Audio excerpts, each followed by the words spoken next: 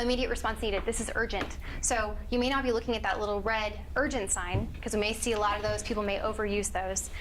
But if someone's putting IRN, we know that that is something that is urgent, immediate response needed. This might also be something that's good to follow up with a call, right? If it's definitely something that's urgent.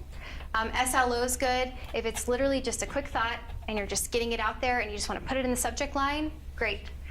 Julie, when Julie and I used to work together, we had a lot of emails that were subject line only, right? It was just one quick little sentence, and it was great. I didn't have to go through the process of opening up my email. I could just read it and move on.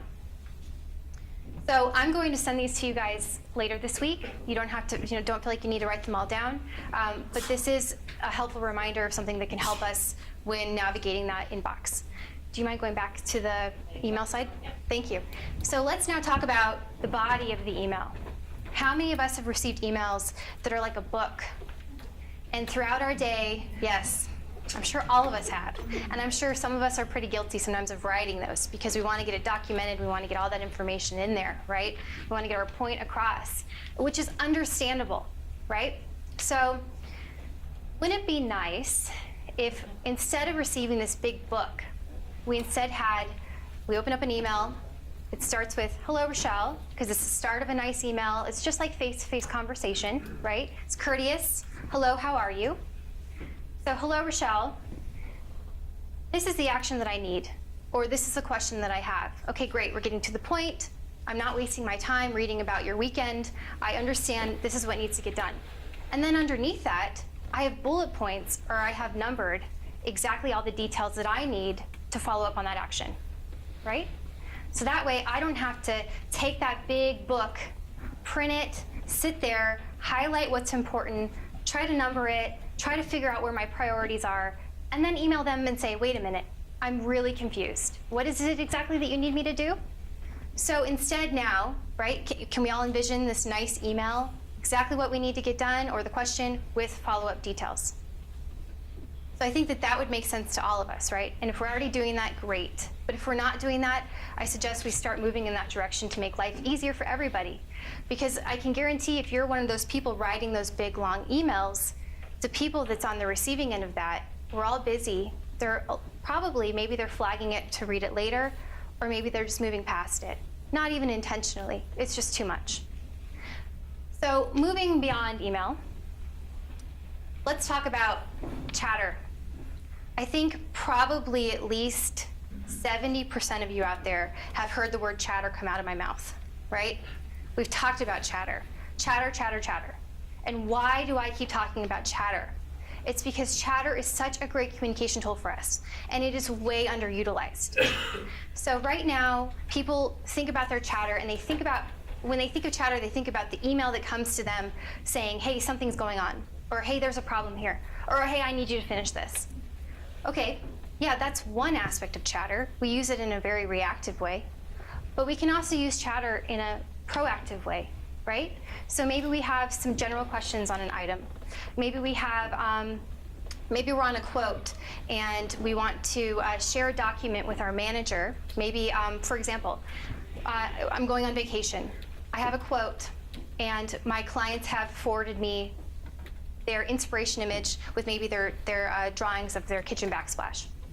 Well, wouldn't it be nice if my manager, while I'm on vacation, he can go into that quote, because he's helping my client for me, and he can open up that quote, look at the chatter feed, and see that I've uploaded not only my notes, and of course it's on my opportunity that have all my tasks and all my notes, but he can also see the pictures that the clients have sent me. You can also see the floor plans that the client sent me. So he has this great communication tool without ever having to call me up on vacation, because I've supplied it all there for him. So what a great tool for us, right? I can even include website links. Maybe they're looking at Artistic Tile something or other, or Walker Zing or something or other. I can include those links right in there too.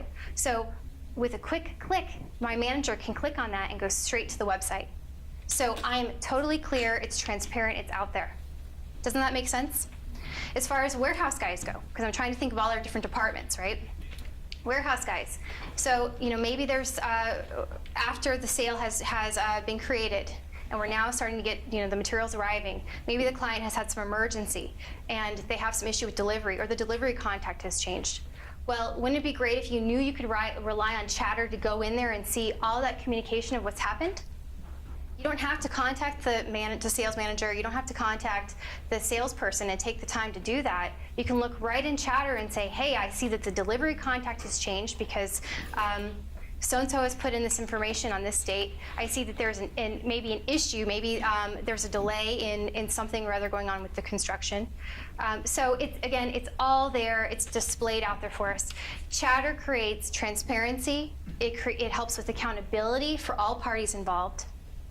And it also, again, like I keep saying, is this great communication tool for us to share information.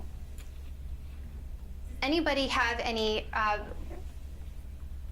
anything beyond what I mentioned? Anyone have any stories about Chatter or a way that they use Chatter that was successful for them? Any department? Yes, Amber. Well, I'm starting to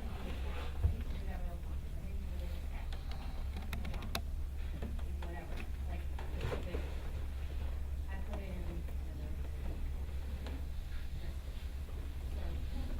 files, like paper files. Exactly. She's saying paper files you can lose. I want to just put that out there.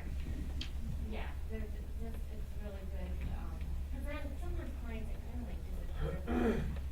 They buy it, and then they call you like, blah, blah, blah, blah, blah, blah, blah. I'm like, I have no idea. I put you in the dead folder, and the dead folder is now in the trash. You know, they don't have it anymore. So, but if you put it in there, it's like There, for everyone. You can make the sale. Yep, and if Lauren, for some reason, is helping your client, Lauren, what can you can get into her Chatter feed and see everything, right?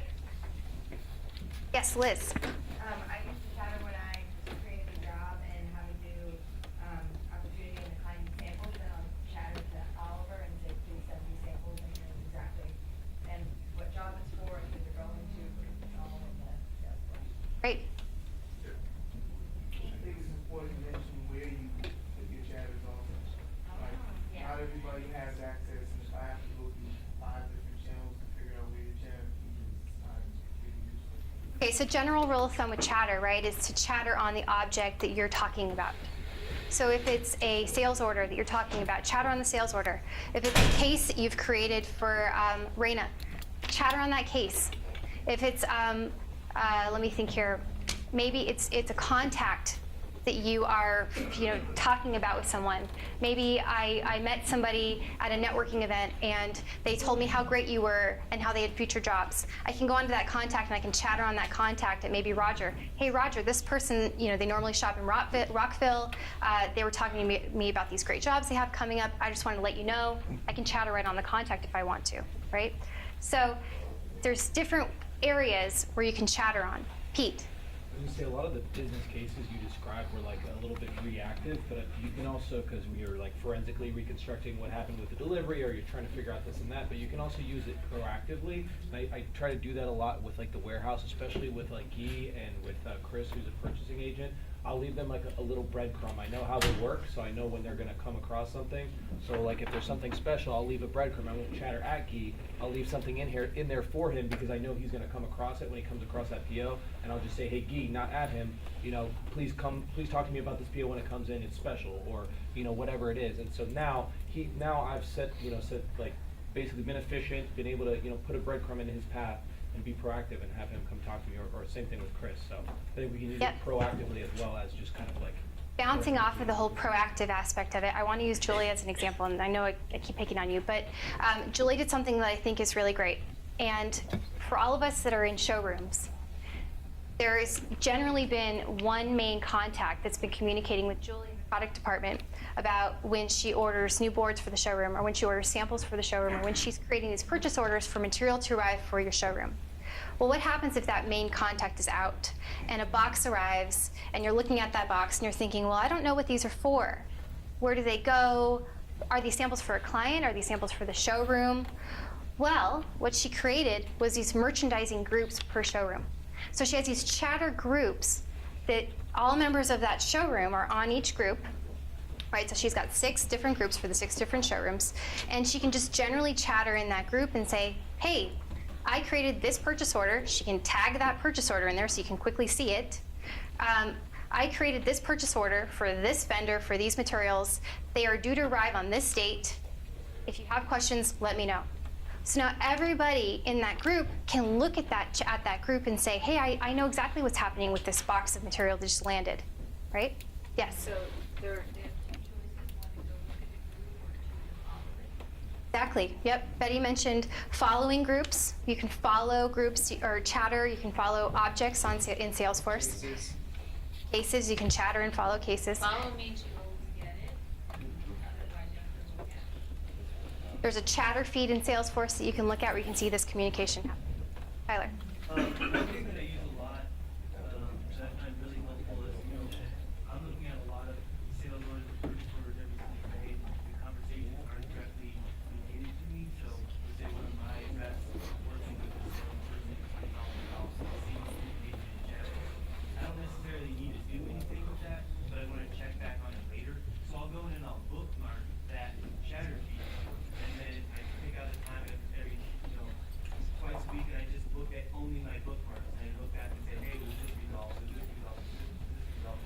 And if it's not, then I can jump in really fast to the things that are really important. So it helps me prioritize, what I'm looking at as far as some of the things that fall into my mind. So one of the things to think about is that concept, right? When you are having your meetings and as you continue them and you grow them and develop them, it's really an interesting thing to sort of have a new idea or a new tip brought to those. And it's not just from the leaders, right? It's that accountability, being proactive, sharing things like that, and then from that it can go to another level of leadership, and then people can learn, because that's really how you'll learn to use it. If your friends in the workplace use a tool a certain way, you'll likely pick it up, and that's really what happens, right? If likely the other people around you are doing the same thing. So just think about those great ideas and how you can communicate and share them within your team so that everyone's benefiting from them and not just you, right? Yes, at the back. I have sort of a general comment / question. I sometimes get confused about the best use of shattering in a specific sales order versus the sales order line.